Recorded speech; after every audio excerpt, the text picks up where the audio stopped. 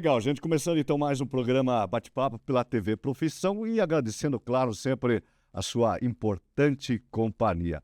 Aqui na tela, minha gente, está o QR Code da nossa produção. Se você quiser participar conosco, encaminhando a sua pergunta, a sua sugestão de pauta. Ah, Mário, eu gostaria que você levasse aí no programa determinado assunto. Entre em contato conosco, participe. Sempre é bom tê-lo conosco. Tá certo, gente?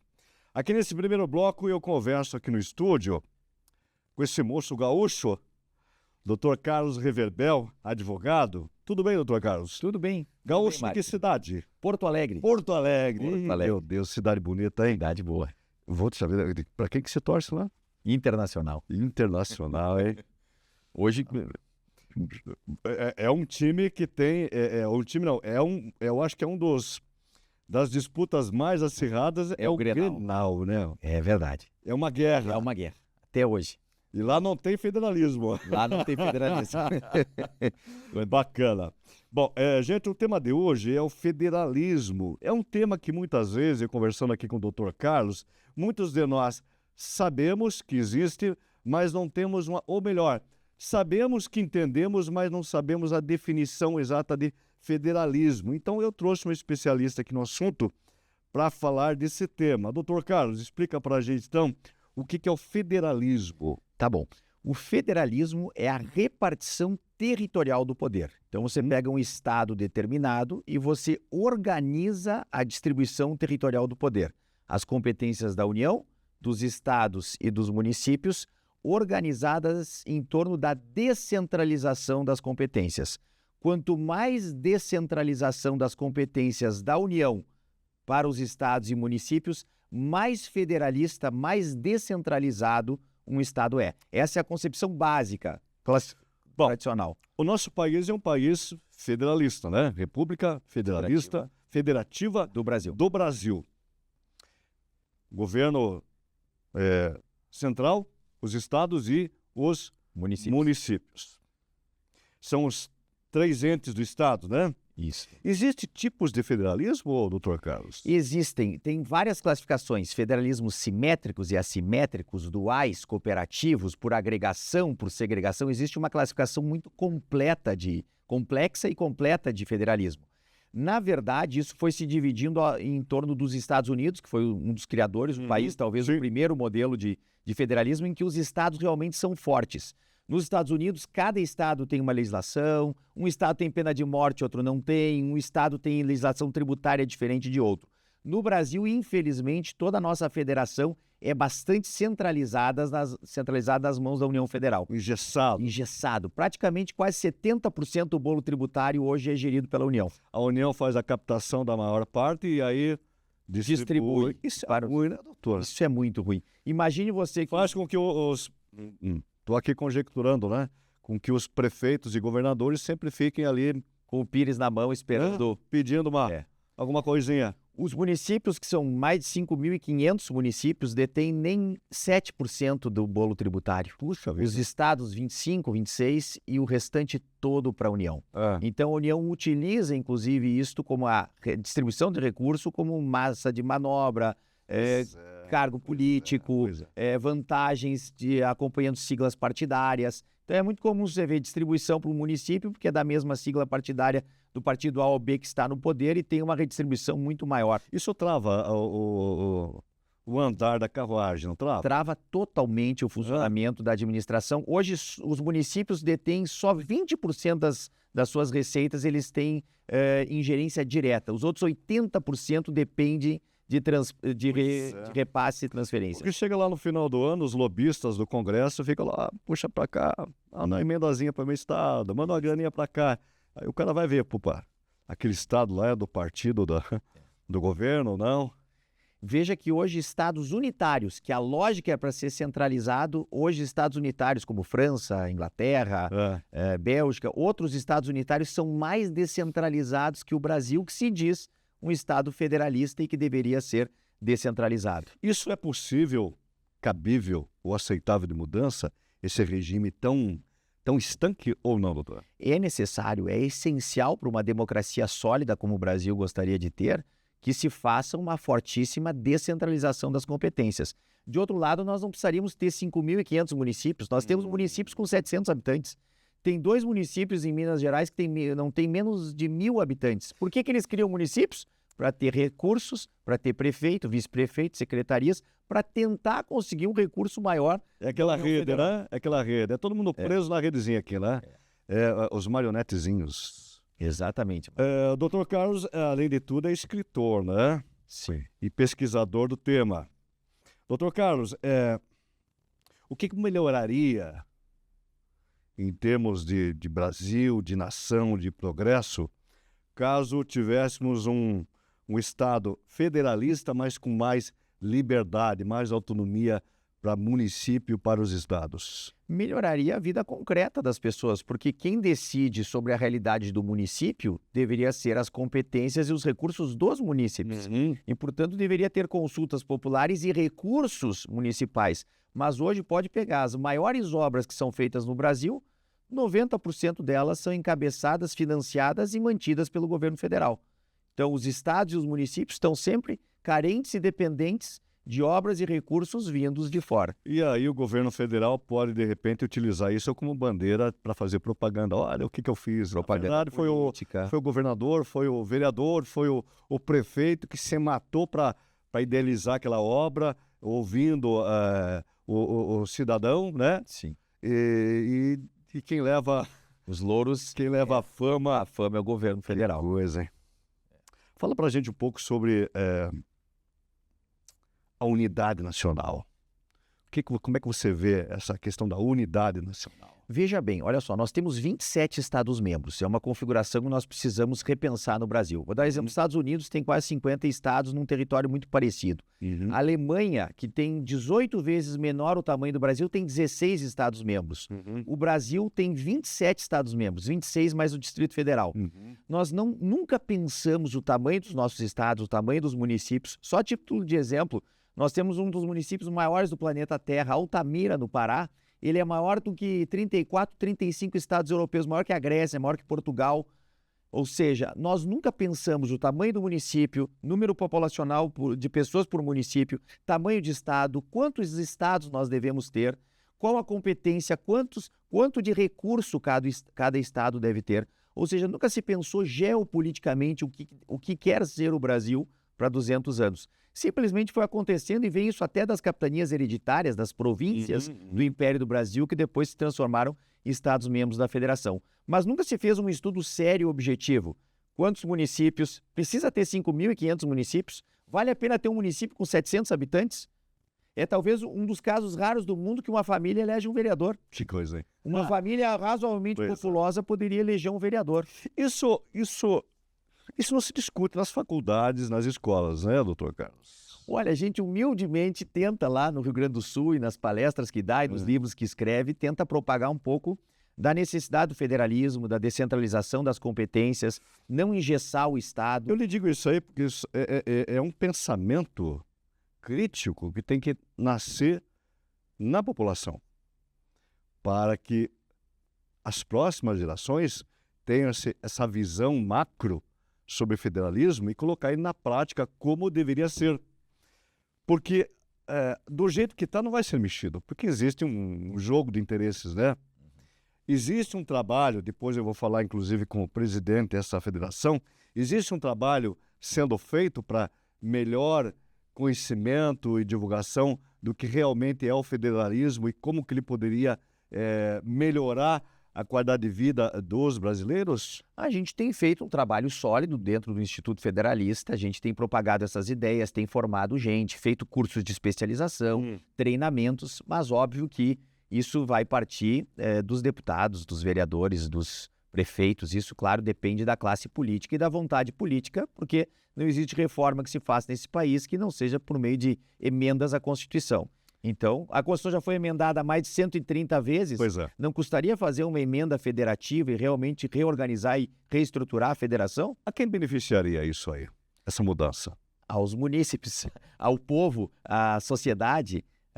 Cita aí, doutor Carlos, 5 benefícios que seriam colocados em prática e que a população ia realmente ver a diferença caso esse federalismo que nós vivemos, entre aspas, fosse colocado na prática como deveria ser? Enfraquecimento do poder da União, portanto, nós não teríamos possibilidade da União centralizar tanto poder e cair em regimes autoritários, como o Brasil já vivenciou várias vezes na sua história.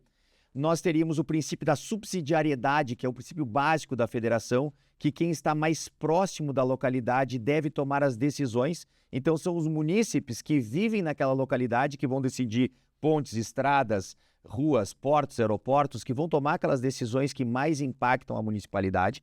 Os municípios vão ter voz, vez e recursos, tirando recursos da União e passando para os municípios. Ao mesmo tempo, você teria o enfraquecimento da União e o fortalecimento dos estados como ente federado realmente. Nós poderíamos ter maior autonomia estadual, poderíamos ter governos mais sólidos e mais efetivos, mais longevos. E, ao mesmo tempo, ao se enfraquecer o poder da União, nós fortaleceríamos naturalmente o poder dos estados e dos municípios. Então, os benefícios são infindáveis. Bom, vocês estão aí através do Instituto Federalista com um trabalho de divulgação, né? Mas eu quero que você, para a gente encerrar o nosso bate-papo, você nos conta aí sobre os desafios que vocês estão enfrentando com relação à divulgação do federalismo. Na verdade, como todo tema polêmico e que mexe nas estruturas do Estado, a gente encontra resistências. Encontra resistências de quem está no poder, encontra resistências de quem se nutre do poder, encontra resistências de quem não quer que mude o status quo. Isso ajudaria, inclusive, no sistema eleitoral. Se a gente mexesse no federalismo, a gente aproximaria também o eleitor do candidato, a gente faria campanhas eleitorais mais baratas, reduziria o tamanho da circunscrição eleitoral. Um candidato sem muito dinheiro poderia fazer uma campanha e ser eleito numa circunscrição eleitoral menor. Para vocês terem ideia, a gente tem, em média, 5 milhões de eleitores por circunscrição eleitoral para deputado federal no Brasil. Nós temos 27 estados-membros e o sujeito concorre no estado inteiro para ser eleito. Então, imagina eu, candidato, com outros... O estado de São Paulo tem mais de 4 mil candidatos a deputado. Tem como a população de São Paulo escolher um entre 4 mil candidatos? Não tem nem como cobrar depois de ser deputado. A Inglaterra, numa circunscrição eleitoral, tem 60 mil eleitores. O sujeito bate em cada uma das portas dos eleitores e explica seus... O problema é que, no Brasil, a política virou meio que profissão, né, doutor Carlos?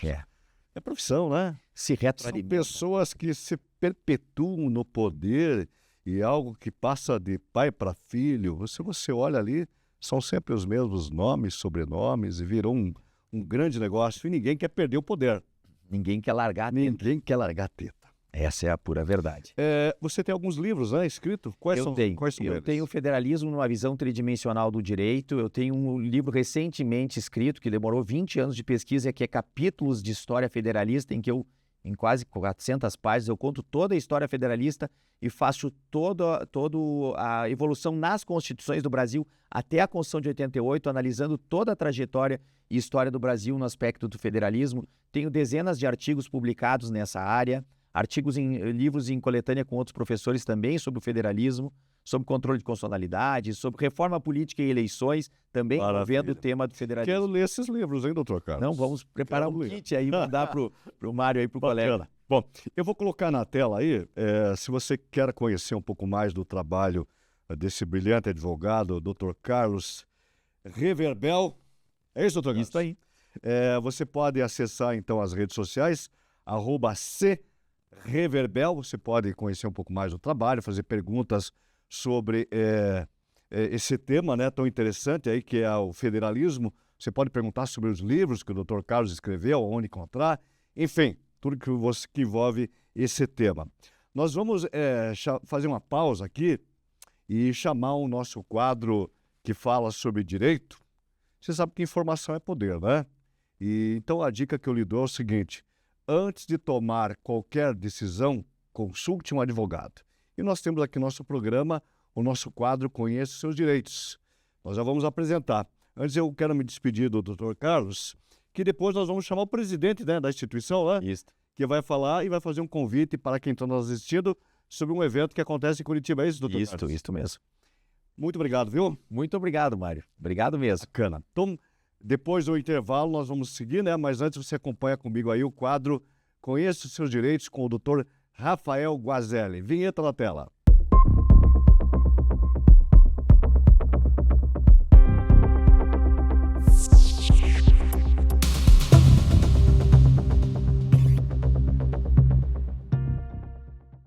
Olá, meu nome é Rafael Guazelli. Lembrando que no episódio anterior falamos sobre os 5 erros que custam caro nos contratos sociais de empresa. Hoje vamos falar sobre o sócio que não trabalha, qual direito ele tem. Vamos falar para você que é sócio, aquele sócio que não aparece na empresa, mas quer dividir os lucros, aquele sócio que investiu dinheiro, mas não trabalha, ou o sócio que não investiu dinheiro, mas trabalha. O que diz a lei sobre isso? No Brasil, o Código Civil tem 2 tipos de sócio: o sócio administrador ou o sócio cotista, o sócio investidor. O sócio administrador geralmente é aquele que trabalha, que está no dia a dia da empresa. O sócio cotista, sócio investidor, é aquele que investe dinheiro, que aporta capital. Tudo depende do que diz o contrato social da empresa. É possível prever que o sócio cotista, sócio investidor, só receba os lucros, como também é possível limitar essa questão dos lucros para o sócio cotista e sócio investidor. Então é importante que haja uma previsão expressa no contrato social sobre a forma de divisão dos lucros na empresa, para que a questão não seja estendida ao judiciário para que ela tenha que resolver isso. É importante que o contrato social deixe bem claro e definido o papel de cada sócio. Além da definição da função de cada sócio, é fundamental também deixar definido qual o prolabore de cada sócio e como que vai se dar a distribuição de lucros. Um contrato social definindo o exato papel e exata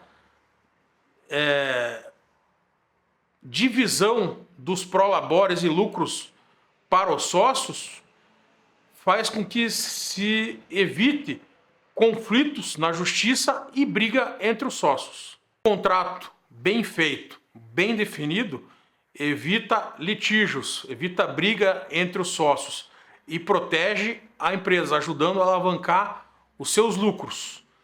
Se você precisa de um bom contrato, é fundamental que você contrate um bom advogado da área societária, para que você evite brigas entre os sócios e também evite um possível conflito judicial.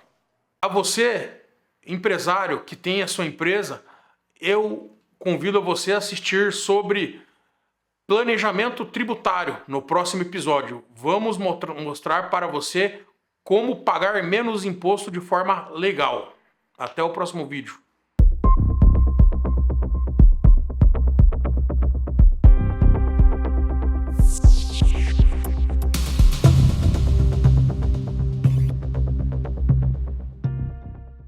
Muito bem, vamos chamar o intervalo comercial. Na volta eu converso com o presidente do Instituto Federalista e vai nos contar um pouco mais do Instituto e vai fazer um convite para você. Depois do intervalo comercial.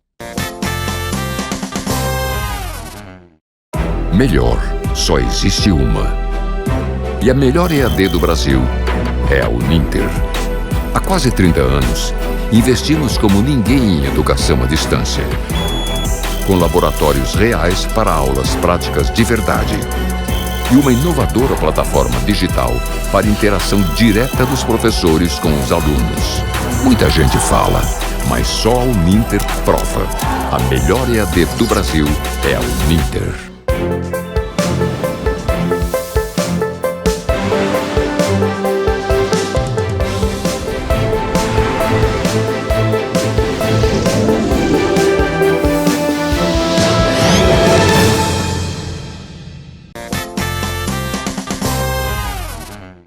Legal, gente. Estamos de volta e eu agora converso com o Ivomar Schuller da Costa. O Ivomar, que não é gaúcho, né? Igual o Dr. Carlos, né, Ivomar? Não, eu sou gaúcho. Você é gaúcho? Olha aí, é os gaúchos invadindo o mundo. Sou gaúcho, mas eu sou um paranaense de coração e amo Curitiba. Você nasceu aonde, presidente? Eu nasci em Pelotas, no Rio Grande do Sul. Pelotas. O Ivomar Schuller é presidente da Instituto Federalista. É isso, Maurício? Perfeito, Instituto Federalista. E no primeiro bloco eu conversei com o Dr. Carlos, que faz parte também do Instituto, né? Sim, é membro do Instituto Federalista. E ele nos explicou, então, de A a Z, para quem não conhecia ainda, um pouquinho sobre o federalismo. É isso, presidente? Perfeito. O Dr. Carlos hoje é considerado um dos maiores especialistas em federalismo no Brasil, né? Um brilhante advogado, um excelente professor e que veio nos honrar aqui mais uma vez, que não é a primeira vez que ele vem a Curitiba, né? Já é a terceira ou quarta vez que ele vem, sempre participando também dos fóruns federalistas e dessa vez com a parceria do programa de pós-graduação em Direito da Universidade, do Centro Universitário Unicuritiba. Que está apoiando. Que está apoiando, né? Que bacana. Ele veio presencialmente, né, e inclusive vai ter uma outra série de atividades, além das palestras, o lançamento de livros, e vai dar aulas, inclusive no curso de graduação, de pós-graduação, aulas nesse período que ele está aqui de 3 dias. Né? Eu falava com o Dr. Carlos sobre a divulgação desse tema no Brasil. E eu falei contigo aqui nos bastidores, e você me disse, Mário, tem muitas pessoas no Brasil que são federalistas e nem sabem. Queria que você comentasse essa fala, presidente. Perfeito. O Instituto Federalista, inclusive, ele foi criado tendo em vista esta situação. O que acontece? É natural no ser humano que ele queira liberdade, ele quer agir, ele não quer amarras. Né? E hoje o brasileiro, sem dúvida nenhuma, se perguntarmos para a maioria das pessoas, dos cidadãos brasileiros, vão dizer, olha, eu estou amarrado, eu quero consertar o asfalto que está quebrado na frente da minha casa e não consigo. Eu vou na prefeitura e o prefeito vai me dizer, eu dependo de dinheiro de Brasília, eu dependo de dinheiro do governo do estado. Né? Então ele está amarrado. Mas é tão simples resolver. Sim, seria simples se ele, cidadão, e o prefeito tivesse poder para fazer isso. Se o governador tivesse condições, autonomia para construir a ponte, tivesse o dinheiro para construir a ponte e ampliar os canais de tráfego, né, e de logística de produtos, por exemplo, da produção do oeste do Paraná. Seria um equacionamento real da demanda. Da demanda. Então o que acontece? Só que o brasileiro, ele pensa dessa maneira, mas ele não sabe dar nome a isso. Né? Essa busca de autonomia política, o nome disso é federalismo. Isso é libertador, não é, presidente? A base do federalismo, a base filosófica e até sociológica é a liberdade, né? Mas num país patriarcal como o nosso, onde o chapéu do governo quer aumentar mais, principalmente em cima da população mais carente, isso não é algo que acaba chocando? Sem dúvida nenhuma. O fator cultural, ele é muito importante no federalismo. Quando foi criado o Estado Federal no Brasil em 1891, havia um problema cultural, tanto que um grande advogado da época, Rui Barbosa, que era ministro, praticamente foi ele que escreveu aquela Constituição, né? E ele copia o modelo americano e tenta instalar no Brasil, e não funcionou. Por que não funcionou? Porque são culturas diferentes. Perfeito. Só que tem um detalhe, o federalismo ele é muito flexível, ele pode ser adaptado de acordo com as culturas. O federalismo alemão, por exemplo, é diferente do federalismo americano. O federalismo suíço, que aquela federação tem mais de 800 anos, por exemplo. Puxa vida. Então é diferente, lá tem os cantões, tem muita liberdade, os cantões e os municípios têm muito mais poder até do que a União Federal. Eu fico imaginando um país do tamanho continental como o nosso, cada região, cada povo tem as suas demandas, suas necessidades, suas características, né, que lhes são peculiares. Essa liberdade que preconiza o federalismo não iria dar mais autonomia a cada povo sem perder a unidade nacional? A autonomia, na verdade, é a expressão dessa liberdade que é inerente ao ser humano. Todo ser humano ele tem essa liberdade. se ele está restringido materialmente ou politicamente, o reduto máximo da liberdade é o seu pensamento e o seu sentimento, que é uma área privada dele, que às vezes tenta até se imiscuir nessa área. Mas a partir, mesmo que ele esteja restringido em cadeias, em correntes políticas, ele ainda a partir desse pensamento e desse sentimento, ele pode reverter essa situação. Então a autonomia é uma consequência disso.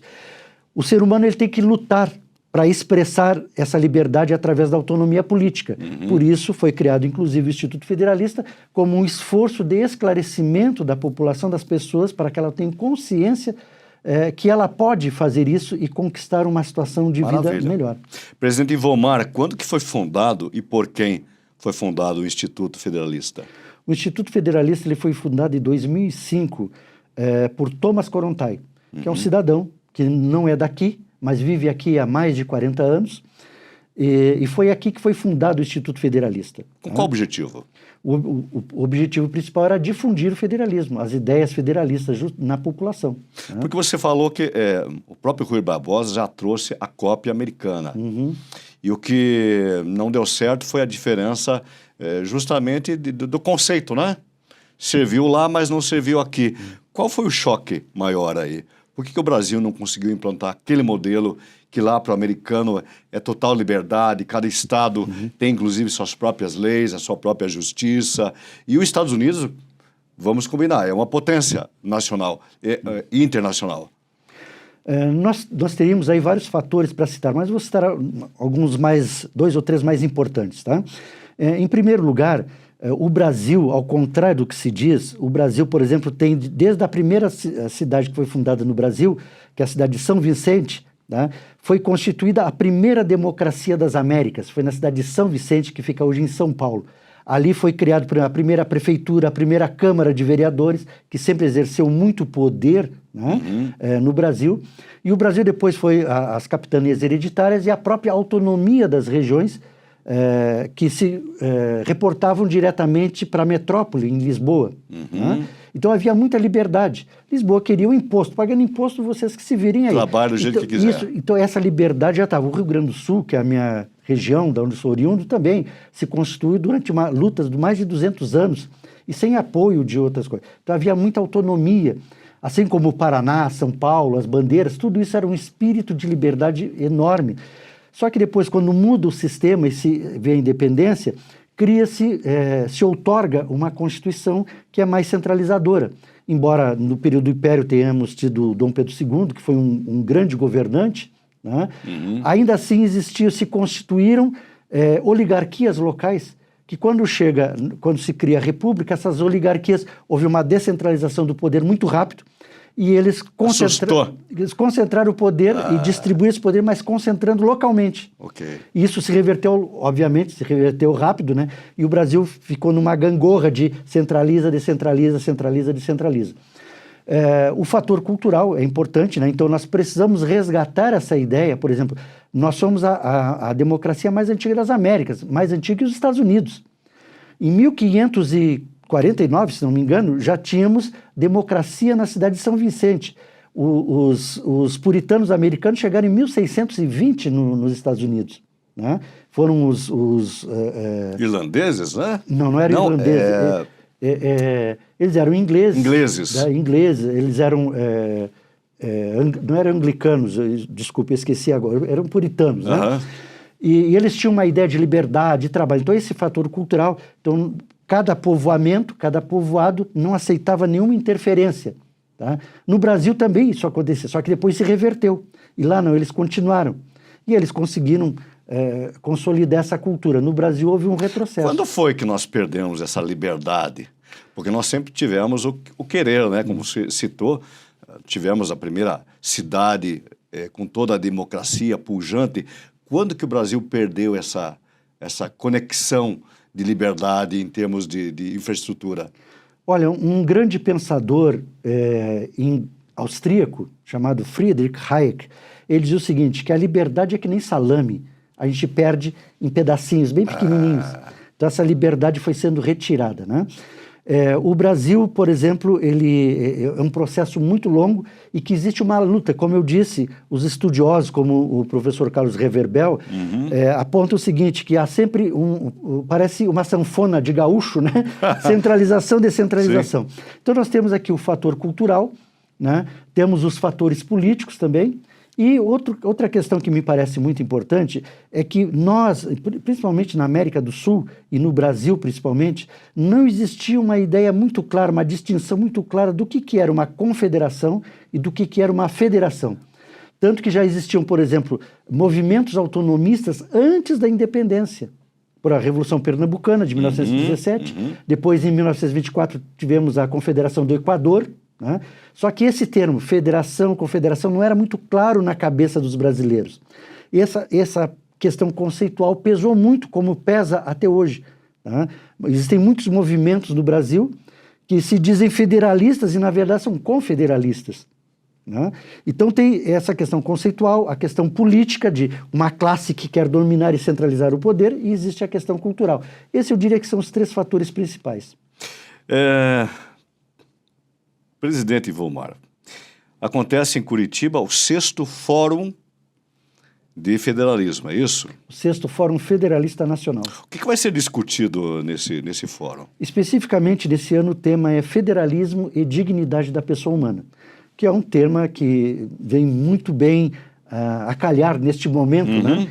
Que não precisamos nem relatar por quê, mas vem bem a calhar, principalmente na defesa dos direitos fundamentais do cidadão, não só como cidadão, mas como ser humano, né? Daquele valor intrínseco ao ser humano que nem o Estado... Liberdade de expressão, de pensamento. De pensamento, né? Então nós fazemos essa relação. Por quê? Porque não existe federalismo sem dignidade humana e sem essa liberdade, sem direitos fundamentais.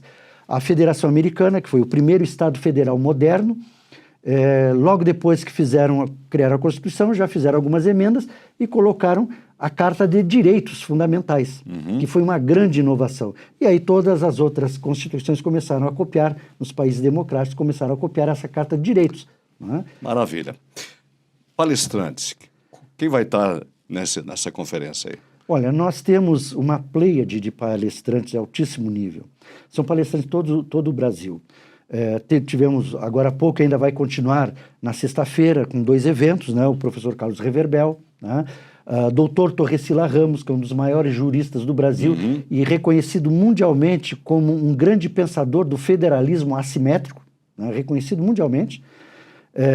Temos professores constitucionalistas, por exemplo, que não são necessariamente federalistas, mas contribuem com as suas ideias, que lecionam, por exemplo, no programa de pós-graduação em Direito da Unicuritiba. Agora à tarde, a partir das 16 horas, pelo nosso canal, pode-se assistir, vai ter um painel que somente sobre federalismo e dignidade humana, Estado Federal e dignidade humana, formado somente de doutoras. Esse encontro ele será presencial ou online? Ele está sendo, nos últimos anos, está sendo virtual, né? Embora algumas pessoas participem presencialmente, principalmente os palestrantes. Né? Então, neste ainda, esperamos que seja o último, que desde 2020 ele tem sido virtual, né? Esperamos que esse seja o último e o próximo já seja presencial, inclusive para quem quiser participar lá para assistir às palestras e os lançamentos. Bom, então, para quem queira assistir as palestras, ele vai poder participar virtualmente, é isso? Sim. Através do qual canal? Principalmente através do canal do Instituto Federalista no YouTube. Está na tela, inclusive, né? Está na tela. Como é que é isso? Ela é Instituto... É no YouTube, né? Instituto Federalista, é isso? Instituto Federalista, só botar no YouTube, Instituto Federalista vai aparecer ali. Então, ali toda a tarde, são 3 dias, até sexta-feira, até às 9 horas da noite teremos palestras. Inclusive teremos o professor Augusto Zimmermann, que é um brasileiro radicado na Austrália, também é reconhecido como um dos maiores federalistas e juristas do mundo na atualidade, né?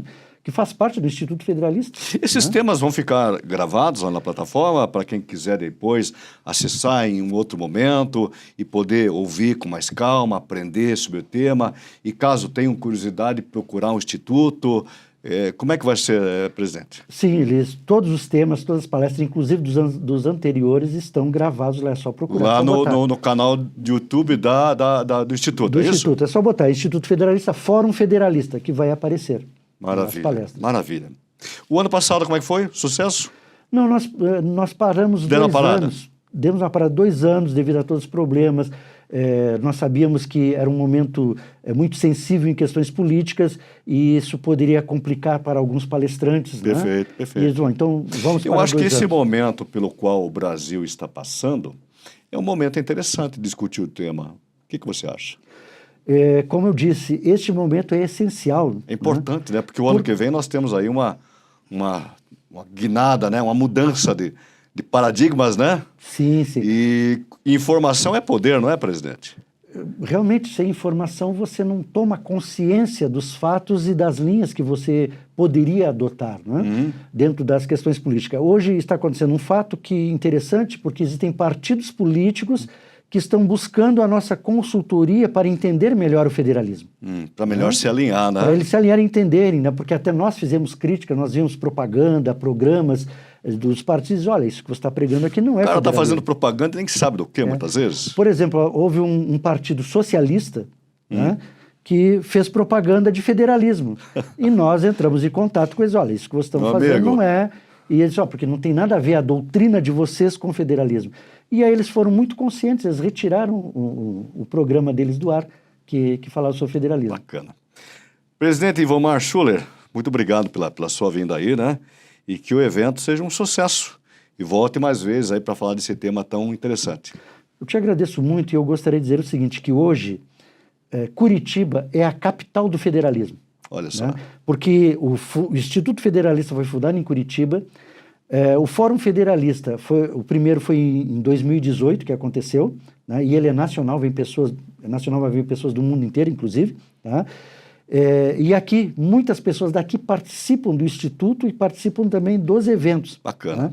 Então, hoje, Curitiba é a capital do federalismo e gostaria muito que os curitibanos de nascença e os curitibanos de coração, que nem eu, prestigiassem e soubessem disso que está acontecendo. Tá certo. Mais uma vez, muito obrigado. Eu que te agradeço. Bom, nós vamos fechar esse bloco agora com o nosso quadro Mulher de Sucesso, que é apresentado pela grande empresária, palestrante, mentora de mulheres, a Vera Adib. Vinheta na tela.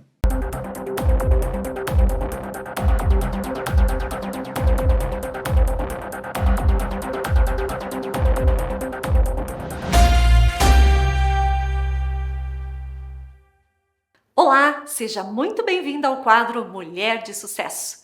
E hoje nós vamos falar sobre um tema que normalmente as pessoas não acham que ele é tão relevante, mas eu quero te contar, ele é transformador para o seu negócio. E nós vamos falar hoje sobre o poder do elogio para trazer resultados positivos para o seu negócio. E muitas pessoas acreditam que o elogio é algo que você só faz dentro de casa, entre a sua família, ou muitas vezes até simplesmente esquecem que isso tem realmente um poder. Você sabe que o LinkedIn encomendou uma pesquisa sobre o nível de satisfação das pessoas que trabalham. E sabe o que eles descobriram? Que 60% das pessoas estão infelizes trabalhando. Talvez você, como empreendedora, esteja passando muitas vezes por momentos difíceis, assim como os seus colaboradores. Talvez você, naquele momento de estar tendo dificuldades, você não se sinta tão entusiasmada para continuar o seu negócio. Isso também pode estar acontecendo com os seus colaboradores. Mas você é uma líder e, como líder, a gente deve tomar algumas atitudes para que a nossa liderança realmente surta resultados positivos para o nosso negócio, para o ambiente da empresa, para a cultura que você quer colocar entre as pessoas. Então, eu quero te contar 4 razões que vão fazer com que você aprenda a usar o elogio de forma genuína, autêntica, verdadeira e transformadora. E a 4ª razão, ela vai ajudar na sua autoridade perante o mercado de trabalho e perante as pessoas que trabalham com você. Então vamos lá, qual é a primeira razão poderosa para o elogio. Quando você recebe um elogio, você como líder, o que acontece com você? Você se sente entusiasmada, você sente que a tua capacidade de liderança está sendo confirmada pelas pessoas. Imagina alguém chegar para você e dizer que por causa do seu trabalho, a vida dela está muito melhor. Isso não traria uma gratificação para você? O seu coração ficaria leve e feliz e você iria entender que você está exatamente no caminho certo daquilo que você está trazendo para o mundo, do negócio que você está colocando na mão das pessoas. A segunda razão é em relação ao seu cliente. Quando você elogia um cliente, quando você destaca algo que ele fez muito positivamente em relação às escolhas que essa pessoa está fazendo, como por exemplo, quando você chega para ela e fala: a sua criatividade ajudou muito no desempenho dos negócios, a sua visão detalhista ajudou a aprimorar o nosso trabalho. Você está fazendo com que a cliente que veio até o seu negócio compreenda que ela faz parte desse universo, que ela sim é importante, que você, quando planeja o crescimento das suas vendas, quando você planeja com que sua equipe trabalhe unida, você faz com que essa cliente perceba que ela está também agregando valor ao seu negócio, com a participação dela, porque você está valorizando a opinião dela a respeito do seu produto ou do seu serviço. E isso faz com que ela, ao sair da sua loja, ao ter comprado o seu serviço, ela comente com outras pessoas, ela indique você para outras pessoas. Então essa conexão é muito benéfica para o resultado das suas vendas. A terceira razão é em relação à sua equipe. Imagine que no ambiente de trabalho todos estão cansados, estressados, porque eles têm que cumprir metas, eles têm que entregar resultados para você. E o mercado de trabalho, muitas vezes, ele é muito competitivo. E isso faz com que você também tenha uma pressão sobre a equipe para que ela apresente os resultados que você precisa. Para que o seu negócio desenvolva, para que o seu negócio gere lucro. Porque, afinal de contas, nós decidimos empreender não apenas porque nós queremos gerar lucro, mas porque nós queremos colocar no mundo algo muito positivo que venha a trazer uma lucratividade. Então a gente olha sempre dois aspectos quando vai empreender. E isso, quando é muito claro, e isso se torna um propósito, faz com que a sua equipe, mesmo que seja uma equipe pequena, de 1, 2, 10, 20 pessoas, ela compreenda para que caminho a empresa está andando. Sabe, é como você estar dentro de um grande barco, onde você é a capitã do barco e as outras pessoas estão colaborando com você.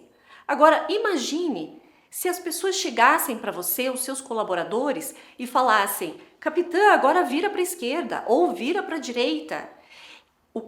Esse barco não iria chegar a lugar nenhum. Então, nós como líderes temos que trabalhar em conjunto com a nossa equipe, para que eles compreendam que existe um propósito bem definido.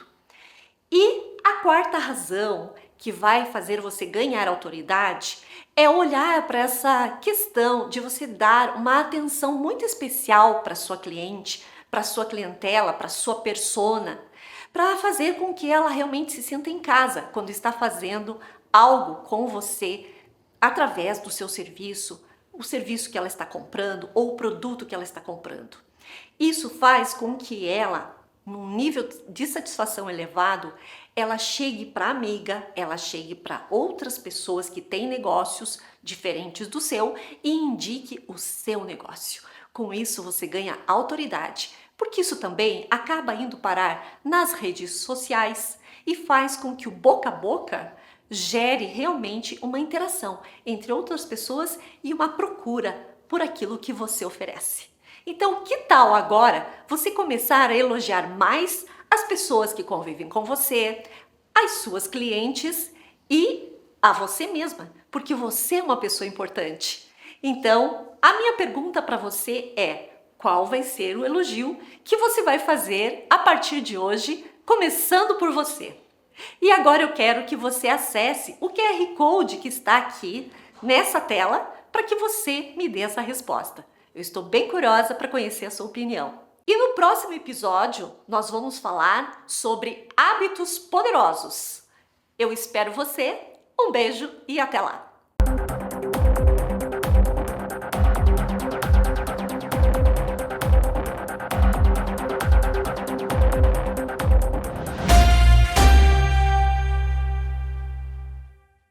Muito bem, vou chamar um breve intervalo comercial e 1 minutinho nós estamos de volta. Não sai daí. Melhor só existe uma. E a melhor EAD do Brasil é a Uninter. Há quase 30 anos, investimos como ninguém em educação à distância. Com laboratórios reais para aulas práticas de verdade. E uma inovadora plataforma digital para interação direta dos professores com os alunos. Muita gente fala, mas só a Uninter prova. A melhor EAD do Brasil é a Uninter.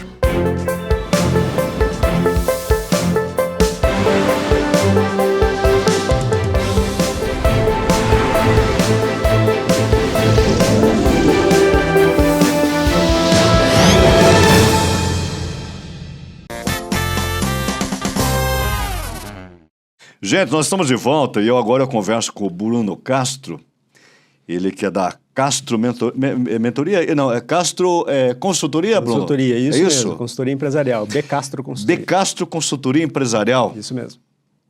E nós preparamos aqui, Bruno, algumas perguntas, porque a empresa, as grandes empresas sempre tem um homem, uma mulher, um grupo de pessoas atrás dela, né? Exatamente. Então nós podemos pensar que grandes empresas tem uma mente por trás daquele império. Sim. E às vezes também da pequena e da pequeníssima empresa que está começando, sempre tem uma mentezinha ali pulsando. É isso? Exatamente. Bem, eu costumo dizer, Mário, que toda empresa ela é uma extensão do dono. Ah, olha só. Né? Então, e é muito importante falar isso porque eu sempre levo a mensagem, principalmente para o pequeno empreendedor, que como ela é uma extensão sua, é importante que as pessoas saibam aonde que ela está, né? Com quem ela está se envolvendo. E até quando se tem já uma equipe, né? Aquela equipe precisa estar ciente aonde ela está, né? Qual é a missão daquela empresa? Qual é o propósito daquela empresa? O que o empresário quer levar para o público, mas não só para o público, como também internamente, né? Pegando, Bruno, um gancho no que você está falando aí, tem um livro, eu acho que do Napoleão Hill, né? Que ele fala justamente isso, desse mentes brilhantes que se unem em prol de um objetivo. Então eu penso que o empresário que está iniciando um processo, a sua primeira empresa, ele tem que se cercar de mentes que comunguem com o pensamento de crescimento, não é isso? Sim. Eu sou super fã do Napoleão Hill, né? Inclusive o Napoleão Hill, né, o histórico dele, para quem não conhece, entrevistou mais de 500 pessoas, empresários bem-sucedidos na época, né? E foi um estudo que aconteceu entre 1906 e 1908 Isso. E ele publicou o Pense e Enriquece em 1928. E tem aquela filosofia que ele usa lá do Mastermind. Exatamente, a Mastermind. Então, ele mostra como é importante a nossa mentalidade no dia a dia. Isso é muito atrelado assim com o que a gente leva hoje para as empresas, porque a gente leva também o conhecimento da PNL. Né? E a PNL, que como o próprio nome diz, a programação neurolinguística, é a declaração.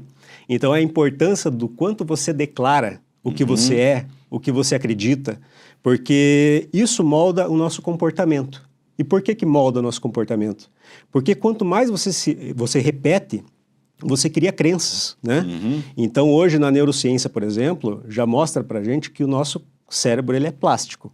Então, quanto mais você repete, mais você fortalece as crenças e mais uma rede neural nova está se formando de acordo com aquilo que você acredita. Olha só, a tua resposta, de certa forma, já responde essa pergunta que eu iria lhe fazer, que é o seguinte: por que tanta gente trabalha duro, tão duro danado na vida e diz, poxa vida, eu não prospero? Sim, é engraçado, né? Porque prosperidade não é significado de trabalhar bastante, Pois né? é. Quantas pessoas a gente conhece que trabalha muito. Todas essas pessoas são prósperas? Não, né? A gente sabe que não. Mas isso porque o trabalho excessivo gera exaustão. Exaustão física, exaustão mental, né? E a exaustão mental acaba impactando a regulação emocional. Ou seja, a mente acaba sendo o grande bloqueio. A mente acaba sendo o grande bloqueio, né? E isso por conta da exaustão e está afetando a regulação emocional da pessoa. Então, acaba que a pessoa não consegue tomar boas decisões, não tem um estado criativo favorável e acaba impactando no dia a dia, nos resultados. O Bruno, eu estava lendo um pouco do teu trabalho, acompanho o teu trabalho, você costuma dizer nas suas palestras lá para empresários que prosperidade tem método. Sim. É isso? Eu digo que tem método justamente por isso, né? Por conta do conhecimento sobre si mesmo. Quanto mais do autoconhecimento. Então, quanto mais a gente se conhece, menos vítimas de nós mesmos nós somos, né? E o que eu quero dizer com isso? Quando você entende que o teu estado emocional ele está ligado com uma reação bioquímica do teu corpo, você entende que não é alguma coisa que está te afetando, é você mesmo que tem uma representação mental sobre aquilo que você está vendo, sobre aquilo que você está presenciando. Tem a ver com a tela mental que cada um tem? Tem, exatamente, é uma representação mental. É a tela mental. É a tela mental, porque na PNL a gente fala bastante sobre representação mental. Então, quando você é submetido por alguma situação, ou até mesmo tem um encontro com alguém que você já tem aquela percepção ruim, né? O teu corpo reage. Okay. Reage por quê? Porque você está ativando uma representação que você criou, né? Tudo é baseado em crença, né? Então você acredita naquilo. Você como um consultor, e você também já durante muito tempo atuou como terapeuta, né? Em PNL, é isso, né? O que você julga os fatores mais importantes para o crescimento pessoal e, claro, o crescimento de uma empresa? Bem, eu digo, Mário, que quando a gente fala de prosperidade da empresa, a gente tem que fortalecer a cultura. Né? A cultura. Então, a cultura ela também está baseada, né, no dia a dia. Então, além da definição lá de missão, visão, valores, a gente tem um braço que a gente acaba pegando a questão de governança. E a governança é você ter bem definido na empresa, né? Eu já chego no ponto da resposta. A gente conhecer ali os objetivos da empresa, a gente ter todas as funções bem determinadas com relação aos objetivos, né? A gente atrelar a ambição do funcionário com a missão da empresa, porque isso é importante, você está começando a correlacionar as coisas, porque é dessa forma que a gente começa a trabalhar o sistema dopaminérgico do colaborador, mostrar para ele que ele está num ambiente que tem a possibilidade de crescimento, tem a possibilidade, né, ele tem o sentimento de pertencimento e ele tem o sentimento também de que ele não está simplesmente executando uma tarefa. Ele está executando um propósito. Isso gera uma conexão fortíssima. Né? É aí que você vê aquelas empresas, muitas vezes, que você conhece uma pessoa lá que, quando fala da empresa que trabalha, ele fala, não, cara, essa empresa que eu trabalho não tem igual. Né? Eu tenho um exemplo próximo aí. É energia que essa empresa... É energia... É energia, é a cultura aplicada diariamente, né? São os rituais diários. E ele começa nos pequenos valores, nas pequenas práticas no dia a dia da empresa. Nas pequenas práticas, porque quando você tem isso bem elaborado, né? No dia a dia, a comunicação da liderança com o colaborador, ele tem que transmitir isso. Então, é dessa forma que você acaba fortalecendo. E inclusive, quando você tem uma empresa que já tem bem definida a cultura, isso vai também impactar na questão de novos recrutamentos. Porque a empresa já sabe qual que é o perfil de pessoa que vai realmente estar de acordo com o perfil da empresa. Né? Então, eu costumo dizer, a cultura, missão, visão, valores, não é um quadro na parede, não é um documento de gaveta. Na parede é tudo muito bonito, fica tudo bacana, até uns decoram para fazer parte da decoração da empresa, né? Você chega na empresa, tá lá bonito, né? Visão, valores, só que você conversa com as pessoas, tá todo mundo dizendo, pô, já tá atrasado, o café não tem cafezinho, o chefe é isso, né? É aquela conversa ruim do chamado rádio corredor da empresa. E tem que tomar muito cuidado com isso, né? Mas quando a empresa tem uma aproximação como essa, acaba gerando conexão entre a ambição do funcionário e a missão da empresa, a pessoa ela acaba gerando uma conexão mais forte. Então, ela não se deixa ser contaminada com conversas assim, que acaba aquela conversa de corredor, né? O rádio peão que não sei o quê, porque o chefe é assim, o chefe é assado. Não, a empresa tem uma cultura. E a boa cultura blinda a empresa contra essa rede de boatos? Uma boa cultura, uma cultura sólida? Blinda por quê? Porque isso vai influenciar no recrutamento de pessoas. Você já não vai contratar uma pessoa, é a mesma coisa que um casamento. Né? Vamos supor assim, um casal.